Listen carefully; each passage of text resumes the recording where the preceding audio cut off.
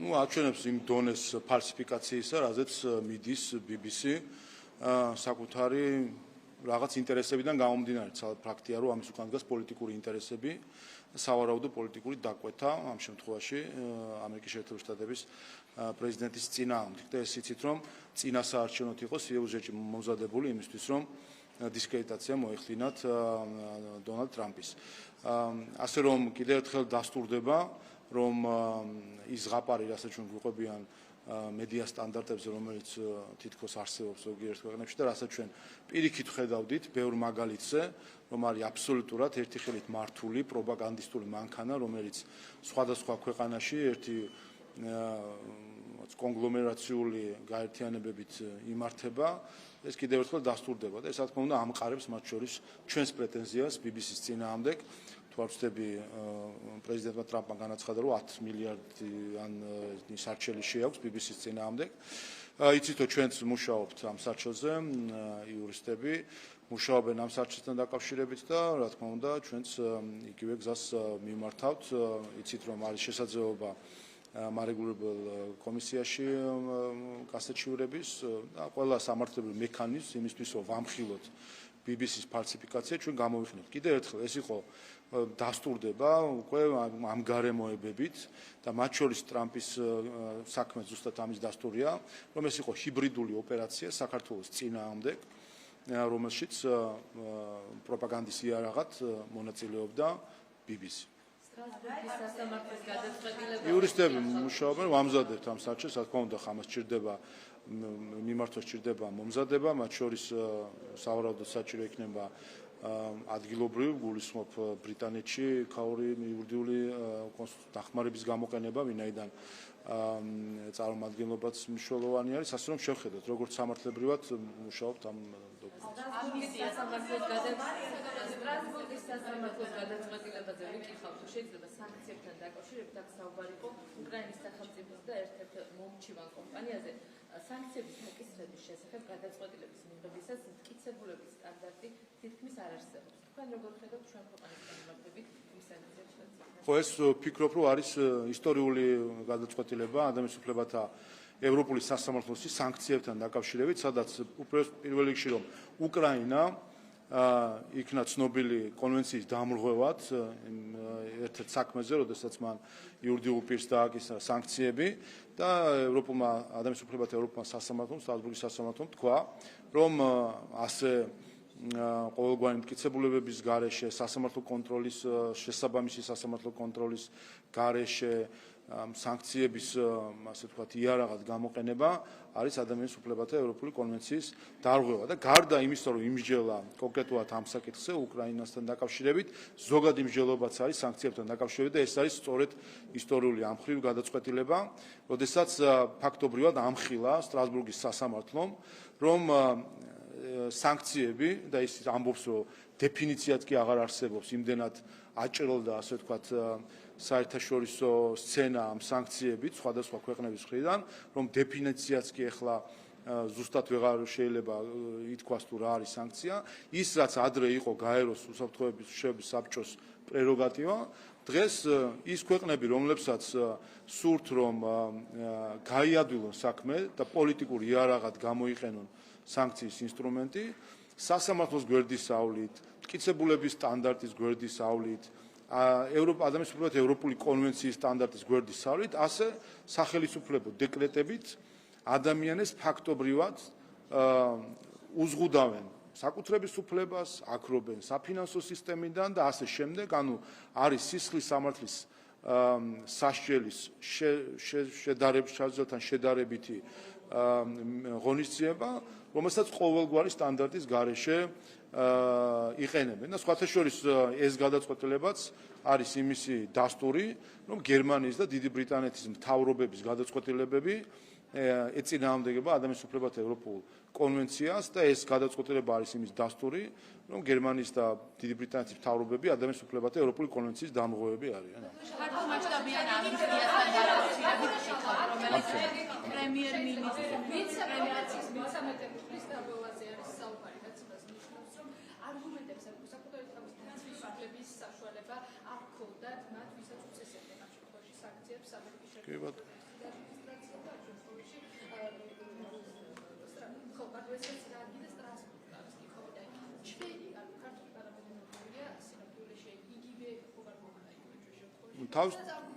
კიდე თავისთავად თქვენ ხო ვიცით რომ მაგალითად გერმანიის მთავრობის გადაწყვეტილება დღემდე ნორმალურად არ ვიცით ვინ ყავთ დასანქცირებული, რატომ ყავთ დასანქცირებული, იგივე იქთმის ბრიტანეთის შემთხვევაზე. მე ხა ესტონეთის და მსგავს სახუმარო სიტუაციებზე აღარც ვლაპარაკობ, მგონი ეს სასაცილოდაც აღარ ყოფნით, რასაც ესტონეთის საგარეო საქმეთა მინისტრი აკეთებს. მაგრამ ყოველ შემთხვევაში თავარი რაც არის სწორედ აი ამ სტრასბურგის გადაწყვეტილებაში არის ის, რომ არის მხილებული, რომ ეგრეთ წოდებული სანქციები დღეს არის სხვადასხვა მთავრობების მიერ გამოყენებული პოლიტიკური იარაღად იმისთვის, რომ გვერდი აუარონ სისხლის სამართლის პროცესს, თუ კი ვინმე რამეში დამნაშავე არის, მაშინ სისხლის სამართლის პროცესი უნდა იყოს და მტკიცებულებების სხვა სტანდარტი არის, სასამართლო კონტროლის სხვა სტანდარტი არის. დღეს ეს მთავრობის დეკრეტით ხდება და ესეც მნიშვნელოვანია, ხაზს უსვავს ეს გადაწყვეტილება, რომ ეს არის ინსტრუმენტი იმისთვის, რომ მოხდეს ადამიანის სტიგმატიზება, როგორც საერთაშორისო დამნაშავისა, ისე რომ არანაირი მტკიცებულება არ აქვს. კიდევ ერთხელ ის რასაც ადრე სჭირდებოდა გაერო უშუალოების საბჭო და ასე შემდეგ, დღეს აი 1,200,000-იანი ესტონეთის დონეზე არის დასული, როგორ ხასიათზე გაიგუძებს ესტონეთის საგარეო საქმეთა მინისტრი და ვინც აეწყნება და რა არა, იმის დამიხევით. მე შეგახსენებთ ესტონეთს ტყუილად არ ვამბობ. ესტონეთის საგარეო საქმეთა სამინისტრო არასასრულ პირებად გამოაცხადა საქართველოს პარლამენტის საგამოძიებო კომისიის ყველა წევრი. აი ესეთი მტრული ნაბიჯი, როდესაც გადაიდგმევა ესტონეთის მთავრობის მხრიდან ქართველი ხალხის წინააღმდეგ, ეს საჩვენებს კიდევ ერთხელ, რომ ეს ინსტრუმენტი არასასრულ პირად გამოცხადებისა, სანქციების დაწესებისა არის ამ ჩვეულებრივ ამ ჩაანაცვლა რაღაც, რა ვიცი, სხვა ტიპის იარაღი და ვისაც იმისათვის, რომ თავისი პოლიტიკური დღესდღეობით გაატაროს ხალხთან. აი საგამოძიებო. აი იქითაც გადავა. მოვა, ყველასთან.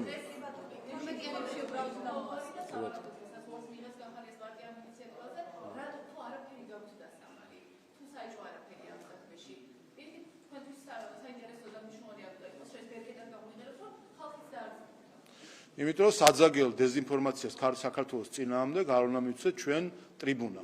ეს არის მნიშვნელოვანი. დადასტურდა რომ ეს იყო საძაგელი დეზინფორმაცია საქართველოს წინააღმდეგ და ხედავთ ჩვენ ცდილობებს, რომ მას შემდეგ რაც ჩაიფუშა ეს ჰიბრიდული ოპერაცია საქართველოს და ქართველი ხალხის წინააღმდეგ, ეხლა ცდილობა აქვს, რომ ხელოვნურ სუნთქვაზე ამყოფონ ეს თემა, რა თქმა უნდა, ჩვენ არ მივცევთ შესაძლებლობას არავის, რომ ეს საძაგელი დეზინფორმაცია საქართველოს წინააღმდეგ ამ საძაგელ დეზინფორმაციას ჰქონდეს საპარლამენტო ტრიბუნა. რომელ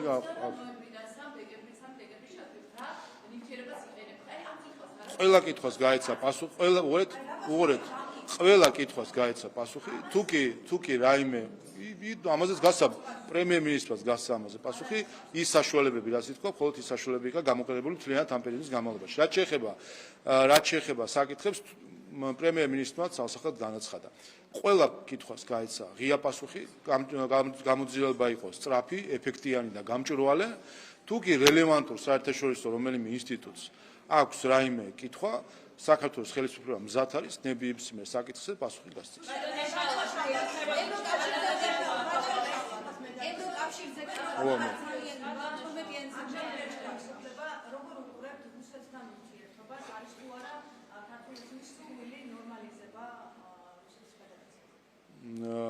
ჩვენ თქვით რა არის წინაპირობა საქართველოს და რუსეთის შორის ურთიერთობების აღდგენისა, რა თქმა უნდა, ეს ურთიერთობები აღდგება იმ შემთხვევაში, თუ კი საქართველოს ტერიტორიული მთლიანობა იქნება აღიარებული რუსეთის ფედერაციის მხრიდან. ნორმალიზების გზა ეს არის რუსეთის ფედერაციამ და ხელისუფლებამ კარგად იცის. რა არის წინაპირობა ურთიერთობის ნორმალიზებისა, რა თქმა უნდა, ჩვენ მომხრევართ ნორმალიზებისა და ამის წინაპირობა არის საქართველოს ტერიტორიული მთლიანობის აღიარება.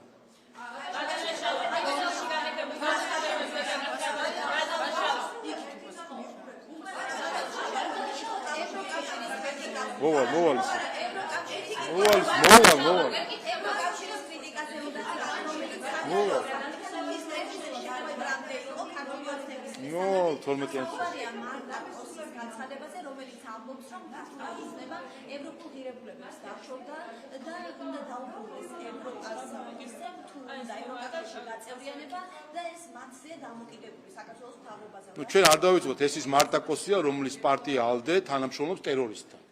სანამ ALDE და ქალბატონი კოსი არ გაემიჯნებიან ტერორისტს, მანამდე მათი ყველა სიტყვა არის არასერიოზული. დღემდე ALDE არის პარტია, რომელიც თანამშრომლობს და რომლის თანამშრომლობს ტერორისტთან და რომლის თანამებრძოლიც არის ტერორისტი. ასე რომ, რა თქმა უნდა, როდესაც ჩვენ საქმე გვაქვს ევროკომისართან, რომელიც არის ტერორისტთან მოთანამშრომლე პარტიის წევრი, აქ ამას სერიოზულად ამ საკითხს ვერ განვიხილავთ. ეს ერთი. ეხლა მეორე. მე ერთი საკითხი მინდა გამოვყო და ეს იქნება მათ შორის ჩემს მიერ შემდეგი პერიოდში ხაზგასმული საკითხი. ერთი წითელი ხაზი, რომელიც ქართველმა ხალხმა კიდევ ერთხელ უნდა დავანახოთ ბრიუსელს, ეს არის მეურვეობითი დამოკიდებულების მცდელობა, რომელიც მათ აქვს საქართველოს მიმართ. და ქალბატონი კოსის განცხადებაშიც იყო, რომ საქართველოს ხელისუფლება უნდა უსმინოს ქართულ ხალხს. მე რამდენადაც ვიცი, ერთადერთი შემთხვევა, როდესაც ქალბატონი კოსი საქართველოში იმყოფებოდა, ჩვენ თავზე რო გადაგვიფრინა და სომხეთში და ბაქოში რო ჩავიდა. რამდენადაც ვიცი, ოფიციალურად ის ყოველ შემთხვევაში ნამყოფი არის საქართველოში, კერძო ვიზიტი თუ იყო, არ ვიცი საქართველოში. იმის თქმა მინდა, რომ წარმოდგენა არ აქვს საერთოდ ქალბატონ კოს რა უნდა ქართულ ხალხს. გაგნებაში არ არის რა უნდა ქართულ ხალხს. როდესაც ბრიუსელის ბიუროკრატი თავს აძლევს იმის უფლებას, რომ ამგვარი მორალური პედესტალით და მეურვეობითი დამოკიდებულებით ისაუბროს ქართული ხალხის ხელისუფლებასთან, ეს არის ქართული ხალხის უპატივცემულობა, ჩვენი ნაკლები ხარისხის ადამიანებად ჩათვლა, რომ თითქოს ჩვენ ქართველებს არ შეგვიძლია ჩვენი თავის მართვა, ჩვენი ხელისუფლების არჩევა და ჩვენი ინტერესების წარმომადგენლების ყველა ხელისუფლებაში. ეს არის ყველაზე სახიფათო გზა, რომელსაც ადგას ევროპული ბიუროკრატია. რამდენჯერმე მე ამაზე ვისაუბრე, თუმცა ვატყობ, რომ არ ყოფნის ეს ყველაფერი და მაინც აგრძელებენ ამ მიმართვას, ამიტომაც მე დღეიდან ამ საკითხზე განსაკუთრებულ ყურადღებას გავამახვილებ. ყველა უცხოელი, ვინც ლაპარაკობს ქართული ხალხის სახელით, ის არ არის ქართული ხალხის მეგობარი. ის არის ადამიანი, რომელიც ფიქრობს, რომ ქართული ხალხი მასზე ნაკლები არის რაღაცით. იმიტომ რომ საუბარი იმაზე, რომ საქართველოს ხელისუფლება, რომელიც ახლახან კიდე 2 თვის წინ, ხომ, ადგილობრივ თვითმმართველობის არჩევნებში, იმავე რაოდენობის ადამიანებმა, 1.100.000-მა, რომელსაც 2012-ში, 2020-ში, 2024-ში დაუჭირა მხარი ქართულ ოცნებას, იმავე რაოდენობის ხალხი გამოვიდა, მხარი დაუჭირა და რას ამბობს ქალბატონი კოცი, ეს ხალხი არ არის? ანუ რაიმე ქვე ადამიანები არიან, რაიმე მაღალი კასტის წარმომადგენლები გველაპარაკებიან დაბალი კასტის წარმომადგენლებს. კიდევ ერთხელ, ყველამ უცხოელმა დაანებოს თავი ქართული ხალხის ნაცვლად და ქართული ხალხის სახელით საუბარს. არც ერთ ქართველს არ მიუცია მისთვის არც ლეგიტიმაცია, არც უფლება ისაუბრონ ქართული ხალხის სახელით და ესაუბრონ ქართული ხალხის არჩეულ ხელისუფლებას ქართული ხალხის სახელით. ასე მოსაუბრე ევროპა სხვა ხალხებს რო ესაუბრებოდა მათი სახელით და ვფიქრობთ მეურვეობითი დამოკიდებულება ჰქონდა, რომ მათ უკეთ იცოდნენ როგორი იყო მათი სხვა ხალხების ინტერესები, ასეთი ევროპა არსებობდა. არსებობდა უბრალოდ 100 წლის წინ, 150 წლის წინ, 200 წლის წინ არსებობდა და აქეთ ნუ მიაქანებენ, იმდეს ნუ იზავენ, რომ საბჭოთა კავშირს გადაასწრონ და დაუბრუნდნენ იმ ევროპას, რომელიც სხვა ხალხების სახელით საუბრობდა, თავისუფლებას აძლევდა, ჩასულიყო სხვა ხალხები და ჭკუა ესწავლებინა მათთვის. ამიტომ კიდევ ერთხელ, რამდენი განცხადებაც იქნება, კომისარი იქნება, რომელიმე ქვეყნის წარმომადგენელი იქნება, რომელიც გაბედავს, რომ ისაუბროს ქართველი ხალხის ნაცვლად, მის სახელად, მისი სახელით, ყველას ეს არის წითელი ხაზი, რომელსაც დღეიდან ყველას მიუთითებთ, რომ ეს არის ჩვენი სუვერენიტეტის უპატივცემულობა, ჩვენი დამოუკიდებლობის უპატივცემულობა. ქალბატონი კოსის ეს ერთი ფრაზა, რომ ხელისუფლება ხალხს უსმენს, ეს ნიშნავს, რომ გვაუქმებენ როგორც დამოუკიდებელ ქვეყანას, გვაუქმებენ როგორც ერს, როგორც სახელმწიფოს, როგორც ხალხს, რომელსაც აქვს თავისი სუვერენიტეტი, რომელიც იბრძოლა ამ თავის სუვერენიტეტისთვის და ამიტომ, რა თქმა უნდა, ჩვენ ამის უფლებას არავის არ მივცემთ. ამიტომ კიდევ ერთხელ შეეშვან ამ დამოკიდებულებას, რომ ვიღაცა არის ნაკლები ადამიანი და ვიღაცა არის ზეკაცი და ვიღაცა ქვეკაცი არის. ასე რომ შეეშვან ამ დამოკიდებულებას. მართლა აქვს ჩვენს სუვერენიტეტს და ამბობს, რომ ნორმალიზებისთვის მზად არის, რომ მოსკოვში კარგად არის აღქმული და პრაგმატული ნაბიჯად არის აღქმული ირაკლი ყობახიძის მომზა აშხაბადში, ვლადიმერ პუტინთან ერთად ერთ სივრცეში და ეს რაღაც პრაგმატულ პოლიტიკას ადარებს ქართულში, რომ ჩვენ გვინდა ნორმალიზება. მას ამ გზავნილებს თქვენ როგორ ხართ? ასეთივე კაცები, როგორც მაგალითად გოგოელების მიმართ, რატომ ჩვენ ძალიან ჩვენ კიდევ ერთხელ ჩვენ ყველა გადაწყვეტილება, ყველა ნაბიჯი ნაკარნახევი არის ჩვენი ეროვნული ინტერესებით და არა ვიღაცის კარნახით. ჩვენი ეროვნული ინტერესები არის ჩვენი ქვეყნის მთლიანობის აღდგენა და კეთილდღეობა. ჩვენი ქვეყნის მთლიანობაში იგულისხმება სუვერენიტეტიც. ამიტომ ვინც პატივს არცემს ჩვენ სუვერენიტეტს, იქნება ჩრდილოეთი, აღმოსავლეთი, დასავლეთი, სამხრეთი, მნიშვნელობა არა გეოგრაფიულ მიმართულებას. ვინც პატივს არცემს ჩვენ სუვერენიტეტს, შესაბამისი დამოკიდებულებაც გვექნება. არცემს რუსეთი ჩვენ სუვერენიტეტს პატივისცემას, კაფიოდ გვაქვს ჩვენი პოზიციო, დიპლომატიური ურთიერთობა არ გვაქვს რუსეთის ფედერაციასთან და ნათქვამი გვაქვს რა არის წინაპირობა, რომ ურთიერთობები აღდგეს. წინაპირობა არის ჩვენი ტერიტორიული მთლიანობის აღდგენა, სუვერენიტეტის პატივისცემა. არცემს ჩვენ სუვერენიტეტს ბრიუსელი, მათაც მიუთითებთ ამისკენ, რომ სუვერენიტეტს, რომ როგორც კი პატივს სცემს ქართველი ხალხის სუვერენიტეტს, იმ მომენტში, რა თქმა უნდა, ჩვენი ურთიერთობები სხვანაირად დავაგებია. ამას თავად სამწუხაროდ ამ გზაზე თავად ბრიუსელი დადგა, როდესაც დაიწყო საქართველოს სუვერენიტეტის უპატივცემულობა. თავისთავად ჩაიყენა ბრიუსელმა და დაიწყო გათანაბრება მათ შორის იმ ძალებთან, რომლებიც ჩვენ სუვერენიტეტს პატივს არცემს. რა მნიშვნელობა აქვს რომელი გეოგრაფიული მიმართულებიდან ხდება უპატივცემულობა ჩვენი სუვერენიტეტის მიმართ? როდესაც არ აღიარებენ ქართულ ხალხს, როდესაც არ აღიარებენ ქართული ხალხის უფლებას, როდესაც ბრიუსელი არ აღიარებს ქართული ხალხის უფლებას, აირჩიოს საკუთარი ხელისუფლება, ეს არის სუვერენიტეტის უპატივცემულობა, რას ქვია, არ აღიარებს. გუშინ გამოვიდა ლიტვის საგარეო საქმეთა მინისტრი და ახალი არჩევნები ჩაატარეთო. გამოვიდა ქალბატონი კოსი და ამბობს, რომ ხელისუფლება უნდა მოусმენოს ხალხსო. რას ქვია, ხალხის მოიცა ვინ გვასწავლის ჭკუას ხალხის არაარჩეული კომისარი, რომელიც არავის არ აურჩევია და ამ მხრივ დემოკრატიის დეფიციტი ამ მხრივ ევროკავშირი არის მაგალითი დემოკრატიის დეფიციტისა, სადაც უმაღლეს თანამდებობის პირები არავის მიერ არ არიან არჩეული და არიან პოლიტიკური კონსენსუსის შედეგი, ყველა დანიშნული კომისარი არის პოლიტიკური კონსენსუსის შედეგი და არა დემოკრატიული არჩევნების შედეგი. ისინი ჩვენ მიგვითითებდნენ საკუთარი ხალხის როგორ მოსმენა, როგორ უნდა და როგორ არა, ეს არის აბსოლუტურად სასაცილო დამოკიდებულება. უყურეთ, არავის ხელისუფლება ხალხს რო უსმენს, იმიტომ მოვიდა 1,100,000 და მოგცა ხმა ქართულ ოცნებას სულ რაღაც 2 თვის წინ. ეს არ არის შეფასება. სწორედ ეს არის მთავარი არც ეს შეფასება კი არ იყო. ეს არის არ არის, ეს არ არის შეფასება, არაფერი შეფასება. რა შეფასებაზე საუბრობთ? იმას, როდესაც ევროკავშირის ელჩი იყო პირდაპირ ჩარეული წინასაარჩევნო კამპანიაში. ეს იყო ოპერაცია საქართველოს დემოკრატიის წინააღმდეგ, რომლის მიზანი იყო ხელისუფლებაში მოეყვანათ ცალფეხზე მდგომი საკუთარი ინსტრუქციების მიმყოლი პოლიტიკური ძალები ხელისუფლებაში, ამისთვის ყველაფერზე უარი თქვეს, ყველანაირ დიპლომატიურ ეტიკეტზე უარი თქვეს, ყველანაირ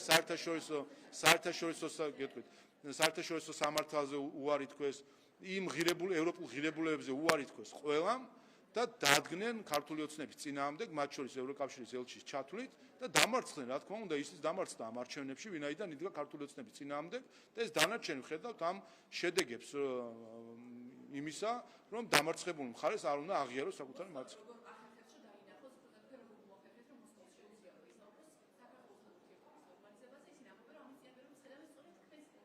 ჩვენთვის მნიშვნელობა არ აქვს რა საუბრობს მოსკოვი და რა საუბრობს ბრიუსელი. ჩვენთვის მნიშვნელოვანია რა არის ჩვენი ინტერესი. ჩვენი ინტერესი გაცხადებული არის ღიად.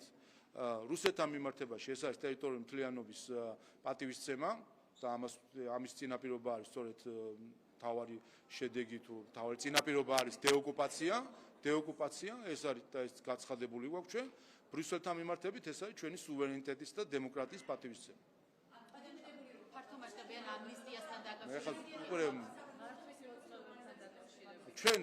ჩვენი საზრუნავის სხვა ქვეყნების იმედები არ არის. ჩვენი საზრუნავია ჩვენი ხალხის იმედები და მათი ინტერესები. ფართო მასშტაბიან ამნისტიასთან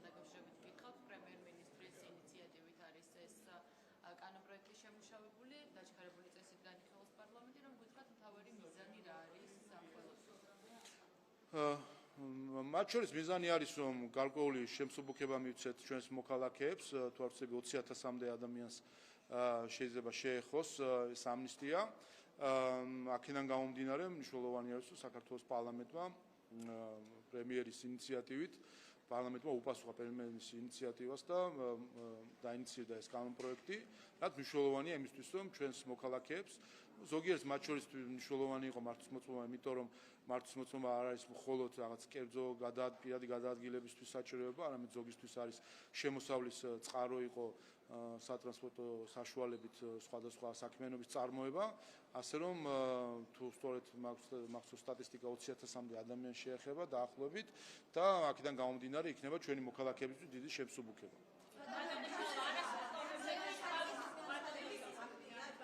თავის ამნისტია ყოველთვის ამნისტია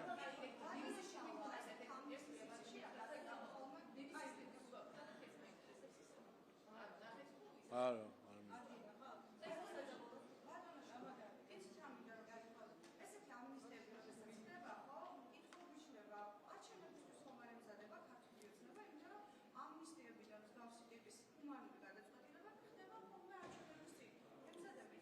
არა, ჩვენ ვემზადებით ახალი წესთვის.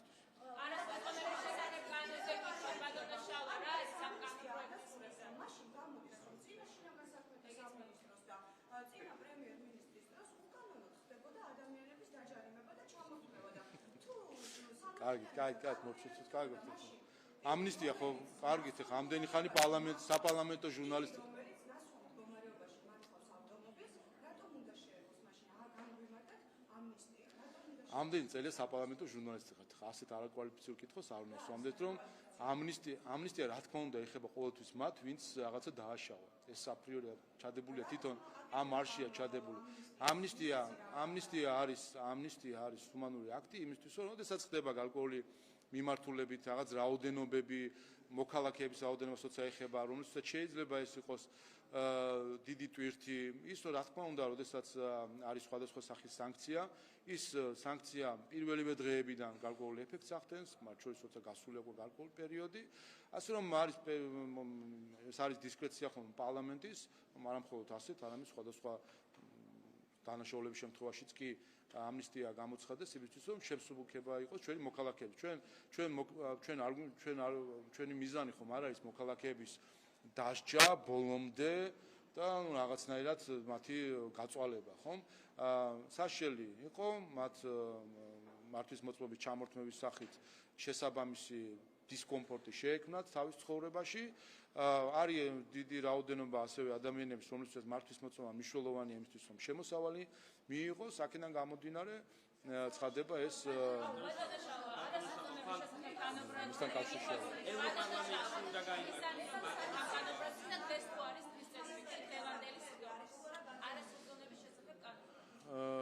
რომელს გულისხმობთ? ხო, მესამე მოსმენით.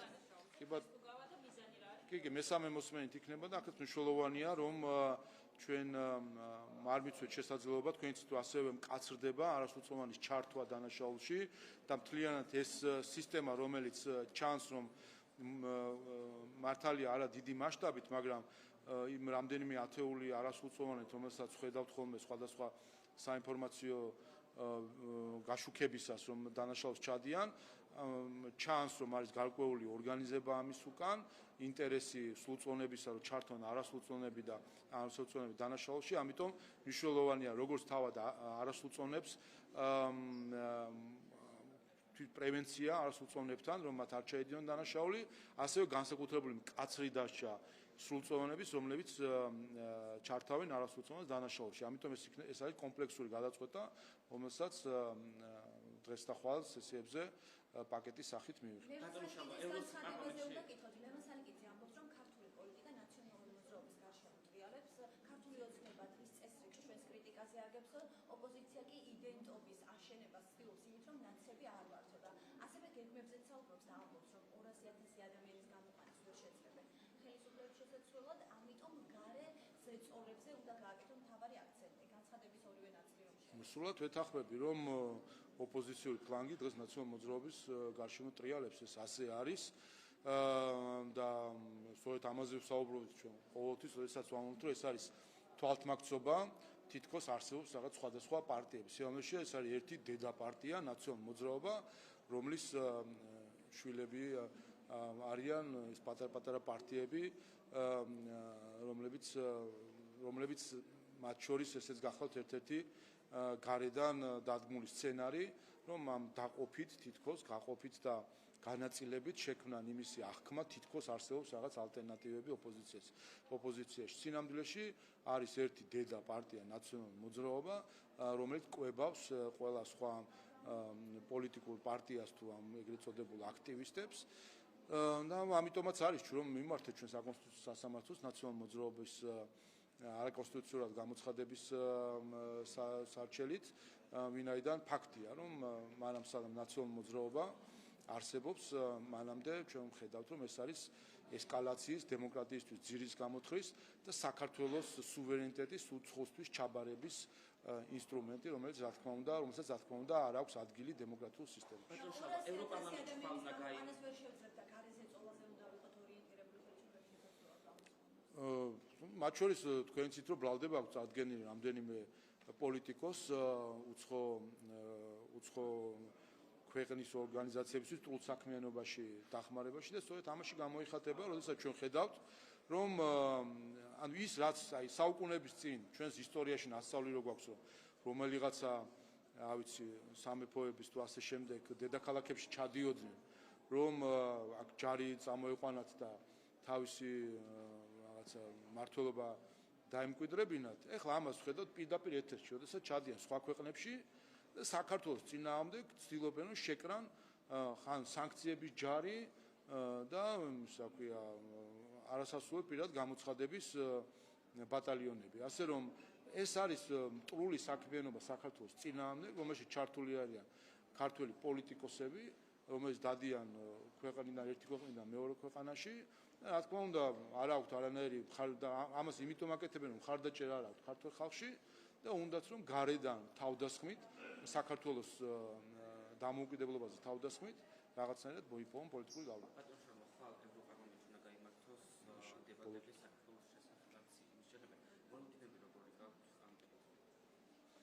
რა მოლოდინი უნდა გქონდეს იმ ევროპარლამენტისგან, რომელიც მიხეილ სააკაშვილის იმ პარლამენტის იმ ჯგუფისგან, რომელიც მიხეილ სააკაშვილს დემოკრატად აღმერთებს. ეს არიან ღირებულება დაკარგული პოლიტიკური ჯგუფები, რომლებიც უფრო მეტად და მეტად ემსგავსებიან საბჭოთა კავშირის უმაღლეს საბჭოს. და ბოლო კითხვას გაგისვამთ ანტიკორუფციული ბიუროს გაუქმებას და აუდიტის სამსახურს უერთდება. რამდენიმე ეფექტიანი იქნება ეს შეიძლება და მნიშვნელოვანია ხაზი გაუსვათ, რომ სტატუსი მაღლდება იმ ინსტრუმენტების იმ ანტიკორუფციული ინსტრუმენტების გამოყენებისა, რაც აქამდე იყო, როდესაც ის გადადის კონსტიტუციურ ორგანოში, აუდიტის სამსახურში, შესაბამისად უფრო მაღალი კონსტიტუციური სტატუსის ინსტიტუტში იქნება ეს პროცედურები თავმოყრილი. თავის მხრივ ახლა არაფერს განსაკუთრებულად ამ მხრივ მხოლოდ თუ გააუმჯობესებს, ვინაიდან კიდევ ერთხელ აქ წარმოდგენა იყო თითქოს ანტიკორუფციული ბიურო იყო რაღაც საგამოძიებო სამსახური, რაც არ ყოფილა, რაც შეეხება იმ ფუნქციებს, რომელიც მას ჰქონდა, მას თავისთავად აუდიტის სამსახური გაართმევს თავს ერთის მხრიდან და გარდა ამისა არის კიდევ ერთხელ სტატუსის აწევა და უფრო მაღალ კონსტიტუციურ ორგანოზე აყვანა, განსაკუთრებით ეს ეხება მათ შორის პერსონალურ მონაცემების დაცვას, რომელიც ამ დღეებშიც იყო თემა, რომელიც ახლა უკვე კონსტიტუციური ორგანოს მეთვალყურეობის ქვეშ იქნება.